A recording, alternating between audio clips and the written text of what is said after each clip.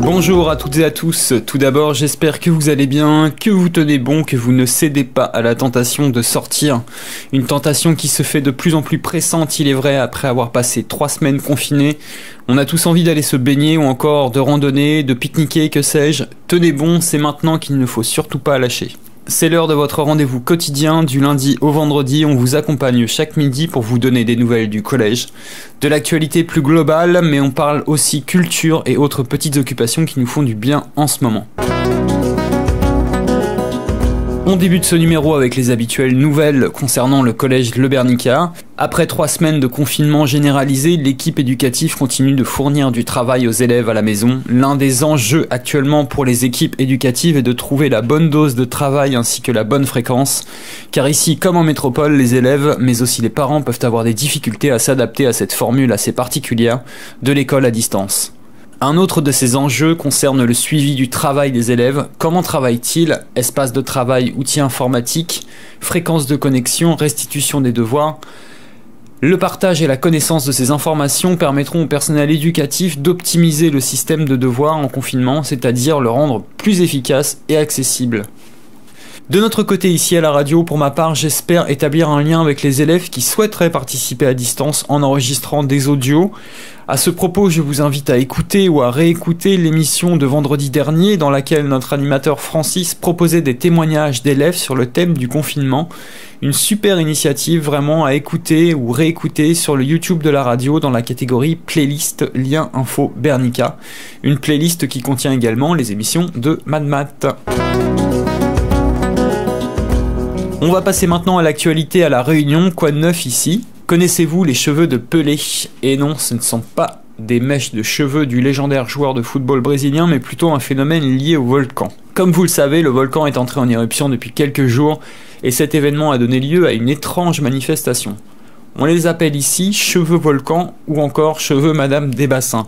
Les cheveux pelés sont de longs et fins filaments issus de la lave et qui, sous l'action du vent, s'étirent. Ils sont également reconnaissables à leur côté extrêmement cassant. Les cheveux de Pelé peuvent représenter un risque pour les cultures et les élevages. Les filaments sont tranchants comme du verre et peuvent endommager le système digestif en cas d'ingestion par les animaux et les hommes. On n'en est pas là du tout, là on est plutôt au stade de l'observation, observer un phénomène qui est plutôt sympathique à regarder. Donc ces cheveux ont été observés dans le nord de l'île, à la montagne et à Sainte-Marie, vous voyez qu'ils ont fait pas mal de routes. On passe à l'actualité nationale. Comme vous pouvez l'imaginer, les émissions liées à la pollution ont considérablement baissé ces dernières semaines. Qu'en est-il vu d'un satellite météo par exemple? Eh bien le 27 mars, l'Agence spatiale européenne a publié des images satellites qui montrent une forte réduction des concentrations de dioxyde d'azote au-dessus des grandes villes comme Paris ou encore Madrid.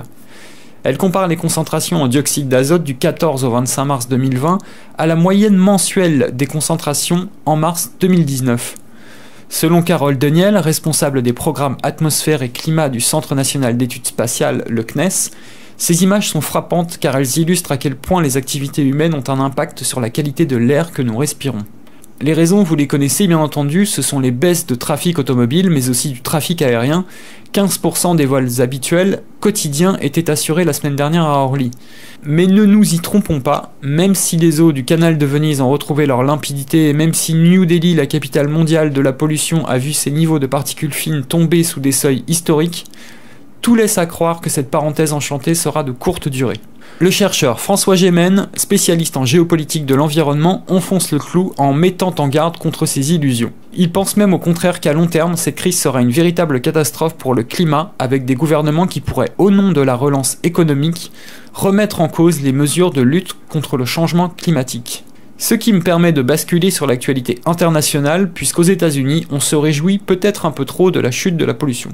En effet, pas plus tard que jeudi, on apprenait par exemple que l'EPA, l'Agence américaine de protection de l'environnement, dont on peut se demander d'ailleurs si elle mérite encore son nom, avait décidé de mettre en place, pendant toute la durée de l'épidémie de coronavirus, une suspension radicale de son application des lois environnementales envers les entreprises qui seraient amenées à polluer. Aux USA, l'industrie ne sera donc pas sanctionnée, même si elle émet une pollution illégale de l'air et de l'eau, tant qu'elle montre que ces défaillances sont causées par le coronavirus, qui a décidément bon dos. Ce véritable permis de polluer offert sans date d'expiration n'est peut-être que le début d'un grand rétro-pédalage. Allez, on va se détendre un peu et s'offrir un moment de détente et d'évasion avec la culture. Et j'ai choisi aujourd'hui de vous parler du groupe Dive, ça s'écrit D-I-I-V. C'est un groupe originaire de Brooklyn à New York qui évolue dans les eaux turquoises parfois déchaînées du style shoegaze, un style de musique popularisé par les immenses My Bloody Valentine, groupe originaire de Dublin en Irlande, ça c'était dans les années 90. C'est donc dans ces eaux agitées que débute le groupe Dive. Après 2 albums bien accueillis par la critique, ils sont de retour avec l'album Deceiver, ce qui veut dire trompeur ou trompeuse dans la langue de Shakespeare. Il aura fallu attendre 3 ans pour écouter ce Deceiver, 3 ans de galère inhérente au style de vie marginal de certains des membres du groupe. Donc les fans de My Bloody Valentine y retrouveront des sonorités familières, à savoir ces fameux effets trémolo de guitare noyés dans la pédale fuzz, des compositions douces entrecoupées de riffs qui ont plus à voir avec le synthétiseur que la guitare à proprement dit, des guitares qui s'étirent, semblables à des rivières de lave en fusion. À l'arrivée, nous avons là une synthèse quasi parfaite de pop et de shoegaze.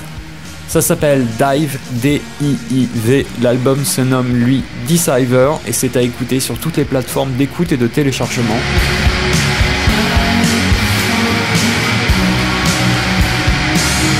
Je vous propose de vous en faire une idée en écoutant le morceau Skin Game à la fin de ce numéro du lien info Bernica. C'est la fin de ce numéro du lien info Bernica. Merci de m'avoir suivi, d'avoir passé ce petit moment avec moi. Prenez soin de vous et de ceux qui vous entourent. N'hésitez pas à nous soutenir en vous abonnant à notre chaîne YouTube dans laquelle vous pouvez retrouver toutes nos interventions radio depuis le début du confinement, à savoir le lien Info Bernica, mais également les cours d'histoire enregistrés par Monsieur Perrault. Je vous retrouve mercredi. Demain, vous retrouverez Mad pour un nouveau numéro. A bientôt, on se quitte en musique avec Dive et le morceau Skin Game.